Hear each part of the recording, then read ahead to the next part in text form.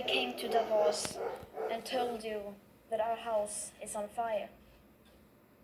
I said I wanted you to panic. I've been warned that telling people to panic about the climate crisis is a very dangerous thing to do. But don't worry, it's fine. Trust me, I've done this before, and I can assure you it doesn't lead to anything. And for the record, when we children tell you to panic, we're not telling you to go on like before. We're not telling you to rely on technologies that don't even exist today at scale and that science says perhaps never will. We are not telling you to keep talking about reaching net zero emissions or carbon neutrality by cheating and fiddling around with numbers. We're not telling you to offset your emissions by just paying someone else to plant trees in places like Africa, while at the same time forests like the Amazon are being slaughtered at an infinitely higher rate. Planting trees is good, of course, but it's nowhere near enough of what is needed, and it cannot replace real mitigation and rewilding nature. And let's be clear, we don't need a low carbon economy.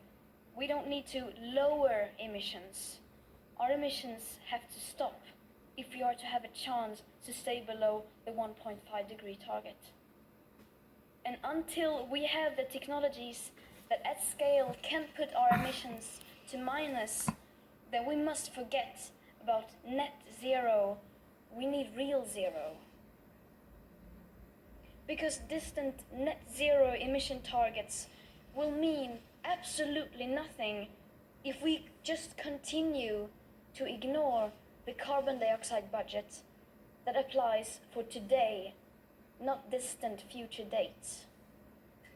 If high emissions continue like now, even for a few years, that remaining budget will soon be completely used up. The fact that the USA is leaving the Paris Accord seemed to outrage and worry everyone, and it should.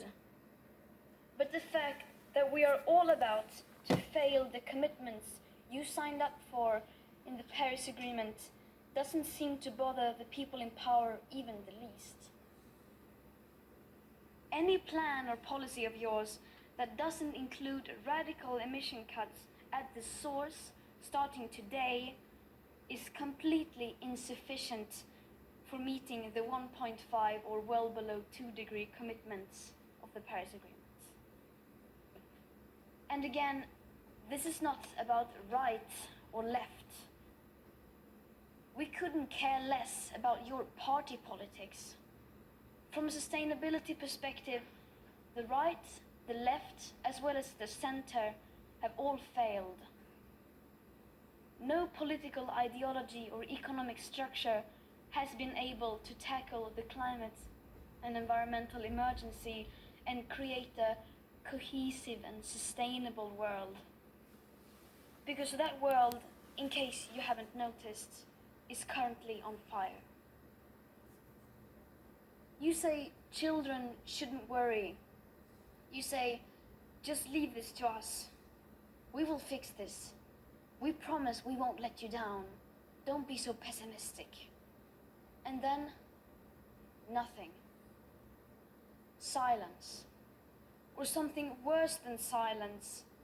Empty words and promises which give the impression that sufficient action is being taken. All the solutions are obviously not available within today's societies, nor do we have the time to wait for new technological solutions to become available to start drastically reducing our emissions. So of course, the transition isn't going to be easy. It will be hard, and unless we start facing this now, together with all cards on the table, we won't be able to solve this in time. In the days running up to the 50th anniversary of the World Economic Forum, I joined a group of climate activists demanding that you, the world's most powerful and influential business and political leaders, begin to take the action needed. We demand at this year's World Economic Forum participants from all companies, banks, institutions and governments immediately halt all investments in fossil fuel exploration and extraction, immediately end all fossil fuel subsidies, and immediately and completely divest from fossil fuels. We don't want these things done by 2050, 2030, or even 2021. We want this done now.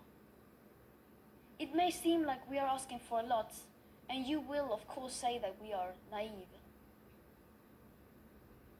But this is just the very minimum amount of effort that is needed to start the rapid sustainable transition.